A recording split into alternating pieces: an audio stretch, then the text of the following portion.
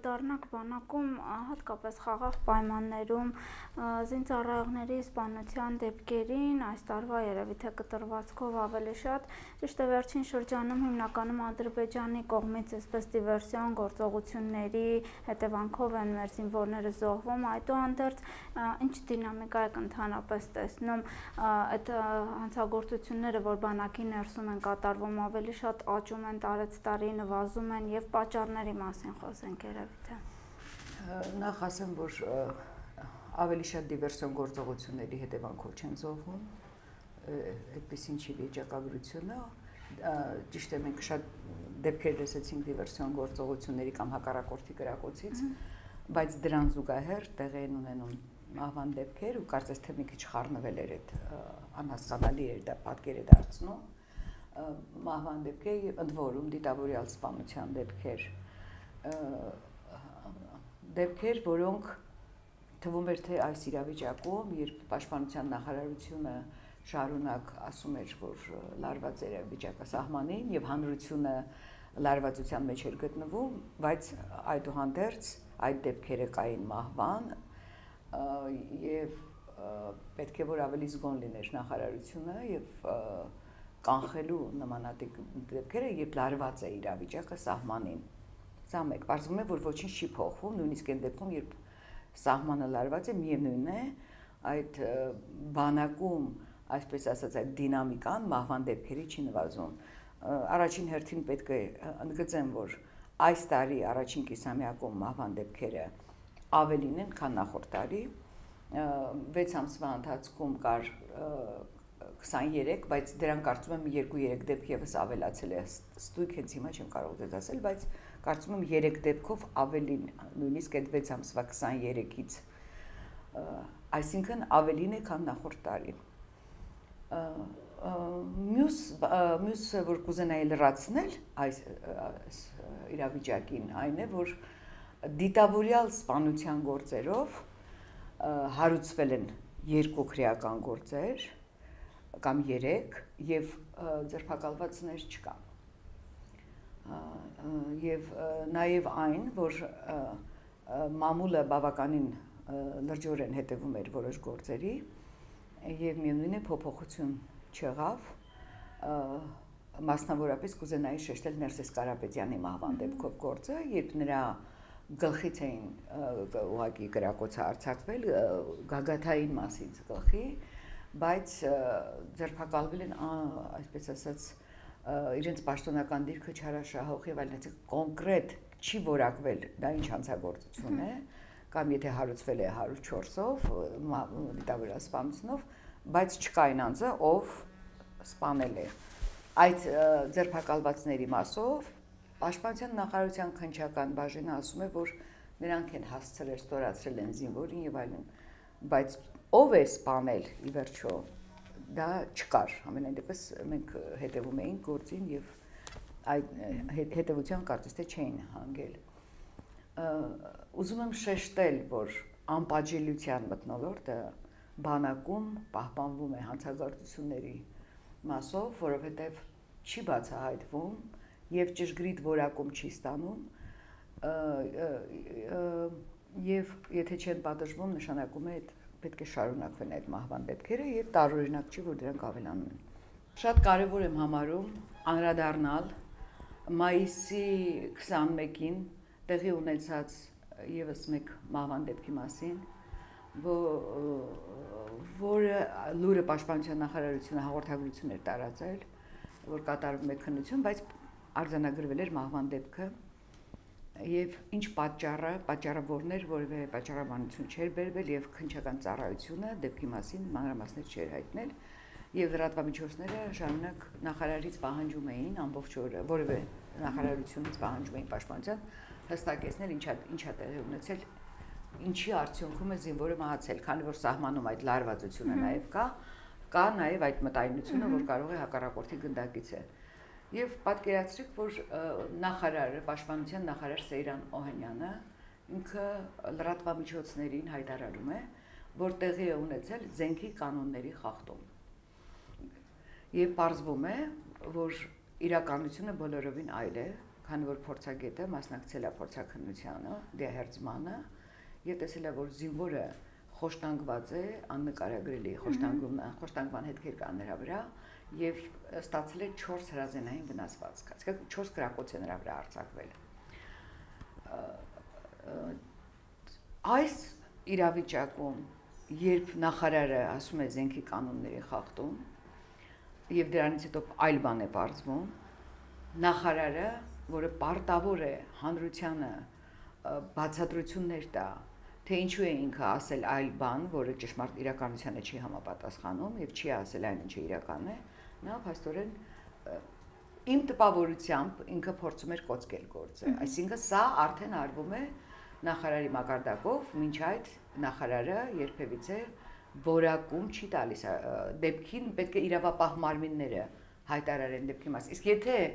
նախարարը ինքը հայտարարում է, ուրեմն առնվազն պետք է ճշմարտությունը ասի։ Եթե չի ասել, ենթադրենք ինքը տեղեկացված չէր, ուրեմն հետագայում պետք է պարզաբանումներ տա։ Ես կարծում եմ, որ սա նախարարի նոր գործելավոճն է դեպքերի մասին խոսել կոծկելով իրականությունը, այսպես եմ հասկանում։ Իրավիճակը այսպեսին է, այն ինչ որ ես ձեզ ներկայացրեցի, ես չեմ տեսնում, որ որևէ բան բանակի իրավիճակում փոխվում է։ Ես որևէ փոփոխություն չեմ տեսնում։ Լսելով այս սարուրելի վերջին դեպքը գիտեք, որ Հաշմանդամ զինծառայողը, ես վկայակոչ եմ Ազատություն ռադիոկայանով եմ լսել, ամբողջ այդ զենքի փամփուշտները, գնդակները արձակել է ոսկեվազից բանակ զորակոչված զինծառայողի վրա եւ վերջինս մահացել։ Դա մի քանի օր առաջ է տեղի ունեցել ընդհանրապես, ու նույն դինամիկան պահպանվում է։ Տիկին Ալեքսանյան, եթե ներսից խոսենք, այս ամենի պատճառը ներքին իհարկե հետևանքով մահացած զինվորների, որն է սպայական անպատժելիություն, գողական բարքեր, գուցե ինչն է կատարում մեր բանակում իրականում։ Բանակի ներսում տիրում է բռնի մթնոլորտ։ Սա ակնհայտ է, որ բանակի ներսում բռնի մթնոլորտ է տիրում եւ ծեծի դեպքերը անպակաս են եւ որակումը զինվորական դատախազության մեղադրանքի մենք տեսնում ենք ինքնասպանության դեպքեր են որակվում, այսինքն դա արդեն ակնհայտություն է տալիս, եթե մարդը գնում է ինքնասպանության, որ դա բռնի մթնոլորտի արդյունք է։ Դա արդյունք է նաեւ նրա, որ չի մտահոգում բարձրագույն զինվորական անձնակազմին, որ զինվորը դա արժեք է, դա մարդ է եւ պետք է եւ նրա կյանքը վստահված է իրենց։ Պետությունն է պատասխանատվություն կրում յուրաքանչյուր զինվորի կյանքի համար։ Ծնողը հանձնում է նրան, ասում է 2 տարի դու պահիր իմ տղայիս, բայց ինձ վերադարձրու։ Բայց ինչ ասեն այդ ընտանիքները, որ նրանց վերադարձնում են նրանց տղաների դիակները։ Շատ ցավալի իրավիճակ է իրականում։ Կարծում եմ, որ կամք դրսևորելու դեպքում նրանք կարող են մահվան դեպքերը հասցնել նվազագույնի, բայց չկա այդ կամքը, եւ մենք տեսնում ենք այդ գեներալական կազմին, մենք տեսնում ենք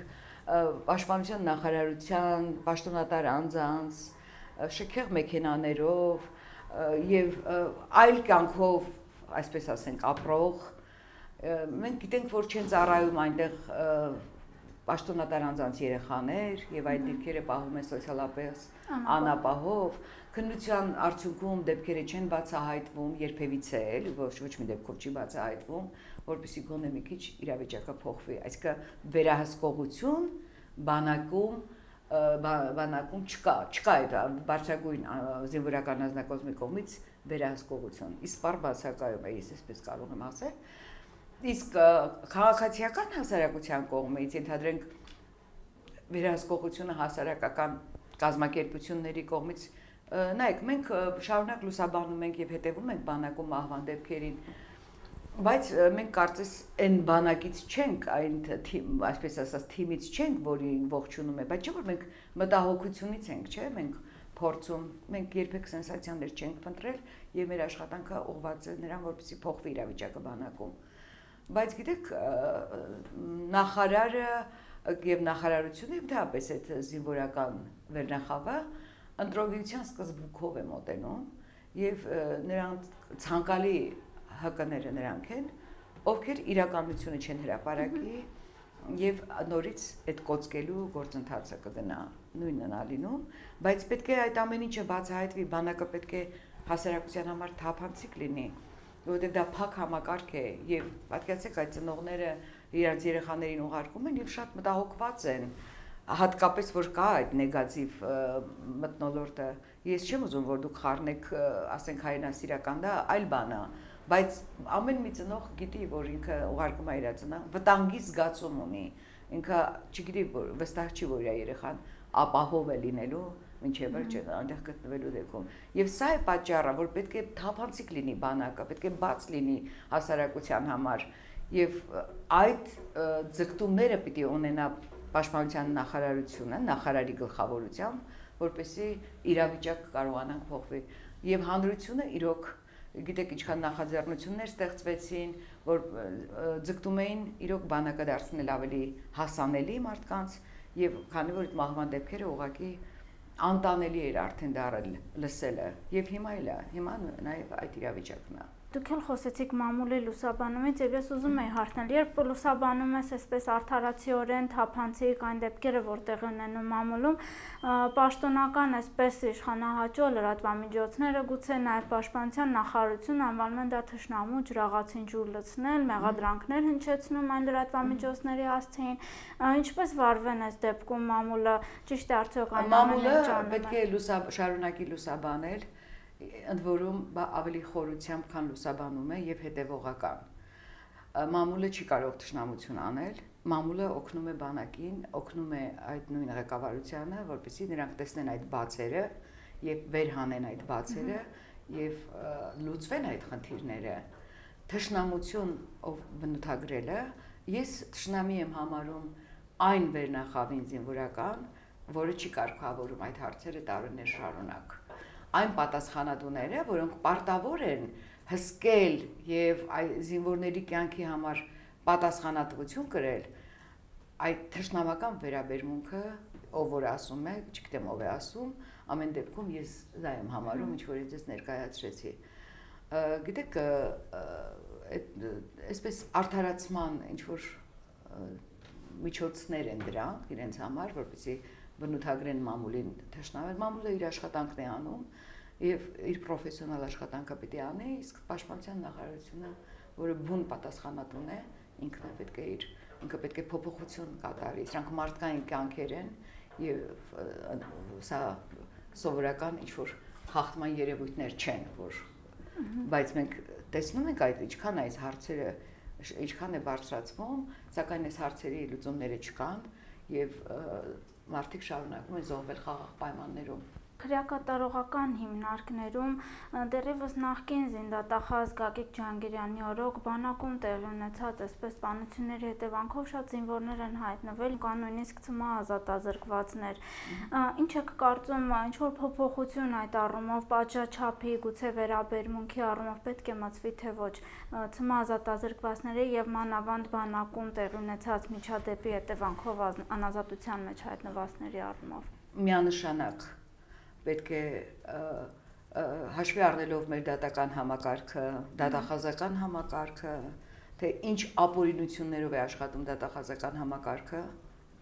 հայտնի է նաև ինչպես է դատական համակարգը ուղղակի վավերացնում դատախազության, այսպես ասած, մեղադրանքները, պետք է հաշվի առնենք, որ եւ ես վստահ եմ եւ մեծ մասի գործերին եմ տեղյակ ՑՄԱ դատապարտվածների, որ նրանց մեջ կան մարդիկ, որոնք նույնիսկ անմեղ են։ Եվ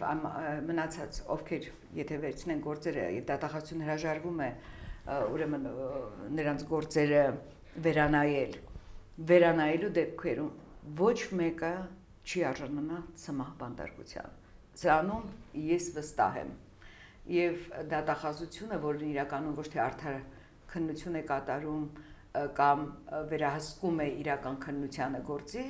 այլ այսպես ասած պատժող գործունեություն է ծավալում, հենց հիմա էլ այսօր էլ նույն գործելավոճով է առաջնորդվում պատժելու եւ երբ ցանկանում են ՑՄԱ են դատապարտում կամ հիմա Լյուկ Ստեփանյանի գործով Դավիթ Խաչատրյանի այդ 17 շատ ցավալի է եւ մեղադրանքս ուղակի հնչեցնում եմ պաշտպանության նախարարին, որ եթե նա գնում է դեպքի վայր, գործի հանգամանքներին ծանոթանալու, մենք չենք իմա տեղեկանում, թե ինչ է տեղի ունեցել, ում է հեռացրել աշխատանքից, ինչի է հեռացրել, եւ արդյոք Դավիթ Խաչատրյանը արժանի էր այդպիսի ծանր պատժաչափի, այդպիսի մեծ պատժաչափի։ Ես ճիշտ ասած նրանց տանը եղել եմ ընտանիքում, բայց ես գործի հանգամանքների լավ ծանոթ չեմ, դասել եմ ինչքանով որ ես մամուլից ծանոթացել եմ, չեմ կարծում որ այդ տղան պետք է արժանանար։ Իսկ որևէ զորամասի հրամանատար պատժվել է արդյոք ի պատասխանատվության համար,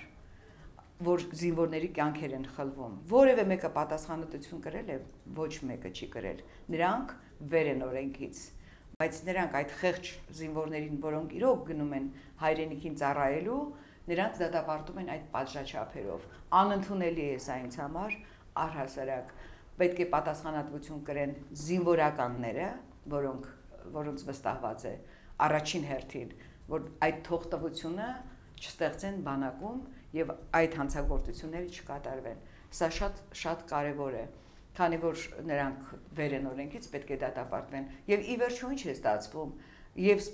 եւ զինվորներ են սպանվում, եւ զինվորներ են դատվում։ Երկու դեպքում էլ տոժվում են շարքային, ընդ որում շարքային զինծառայողները։ Օրեր առաջ հրապարակվեց ազատամարտիկ պայստազորի գնդապետ Վալոդիա Ավետիսյանի դատավճիռը։ Կնհայտ է, որ այս գործում ամեն ինչ չէ տակ եւ նրա դեմ գործ հարուցվեց, երբ դուրս էր եկել ընդվզելու սոցիալական պահանջներ ներկայացնելու, ինչն է պատճառը պետությունը արդեն անցել է ազգային հերոսներին զսպելու։ Արդյոք քաղաքասարակության եւ ընդհանրապես քաղաքական ուժերի արձագանքն այս ապօրինություններին adekvat է։ Վալոդիա Ավետիսյանի նկատմամբ այս մեծ պատժաչափի 6 տարի դատապարտում առհասարակ նրան կալանքի տակ վերցնելը եւ նրա նկատմամբ քրեական հետապնդում իրականացնելը համարում եմ հաշվեհարդարի ուղղակի այն ոճը, որն իրականացնում են այս իշխանությունները նրա բողոքելու եւ այսպես ասած ընդվզման այդ գործընթացների կապակցությամբ, բայց ինձ առավել զարմացրեց Պաշտպանության նախարար Սեյրան Օհանյանի հայտարարությունը, ուրեմն դատավճռի հրապարակումից առաջ, որը հնչեցրել է Վալոդիա Ավետիսյանի պաշտպան Արա Զաքարյանը։ Սեյրան Օհանյանը հայտարարել է մինչև դատավճռի հրապարակումը, որ այո նա խախտում թույլ տվել է։ Այսինքն Սեյրան Օհանյանը առնվազն իրեն գլխավոր դատախազի դերն է վերապահում, գնահատական դաբրոներ տալու, այսպես պետք է ասեմ, դաբրո է տալիս փաստորեն, որ հա իրան պետք է դատեն, երբ որ նա համարում էր, որ Վալոդիա Ավետիսյանը իր մարտական ընկերն է։ Այսինքն Սեյրան Օհանյանը եւս հայտնվել է իշխանական կեղծիքի մեջ եւ այդ մարտկային, գիտեք, պատերազմի մասնակից իրոք մարտական ընկերը դա սրբություն է իմ կարծիքով։ Եվ ես շատ լավ գիտեմ, որ այդ մարդիկ շատ կապված են լինում իրար հետ։ Լավ, եթե չի կապվել, ինքը վերցնենք, ենթադրենք, որ չունի կապվածություն, բայց կարելի է մի քիչ ազնիվ լինել, բարոյական լինել, կարելի է լռել ընդամենը, բայց ասել, որ խախտում է կատարել, այսինքն իրեն որպես չանջատելով իշխանությունից ամբողջությամբ, սա չէի սպասում, ես չէի սպասում նախարարից, ինքը նոր, այսպես ասած, գործելավոճի մեջ է մտել եւ այսպես ամբողջությամբ նվիրել է իրան այս իշխանական կեղծիքներին։ Իսկ քաղաքասարակության ընդհանրապես քաղաքական ուժերի Գիտեք ինչ, Հայաստանում վերջին շրջանում այնքան շատ են աղմկահարույց դատավարությունները, հանցագործությունները, կապված օլիգարխների, թեև քաղաքական, այսպես ասած, հետապնդումները Շանթարությունյան, Վալոդիա Ավետիսյան, քաղաքահասարակությունը մի տեսակ, չգիտեմ, կամ պետք է ամբողջությամբ միավորվի, որպեսզի կարող պայքարի եւ ինչ որ ձևով կարողանա արդյունքներ ստանալ, որովհետեւ մենք տեսնում ենք ուրեմն աֆրիկյանների տուն ենք այնտեղ են գնում, տեսնում ենք ինչպես է պայքարում այդ քաղաքասարակությունը, բայց մաս եւ ոստիկանությունը, որը ամբողջությամբ հանդես է գալիս որպես իշխանության բոդիգարդ, այսպես ասենք, թիկնազոր, պաշտպանելու իշխանությանը եւ մարդկանց ծեծելու, ջարդելու, նույնիսկ գիտեք էլեկտրականության սակագների դեմ ձայն բարձրացնելու ժամանակ ինչ բռնի ուժ կիրառվեց փաստորեն այդ նույն քաղաքացիական ակտիվիստների նկատմամբ։ Եվ չգիտեմ ինչ պիտի արվի, բայց պետք է քաղաքացիները ավելի ակտիվանան եւ կազմակերպվեն, որպեսզի մենք կարողանանք ճեղքել այս անօրինականության, այս պատը, չգիտեմ,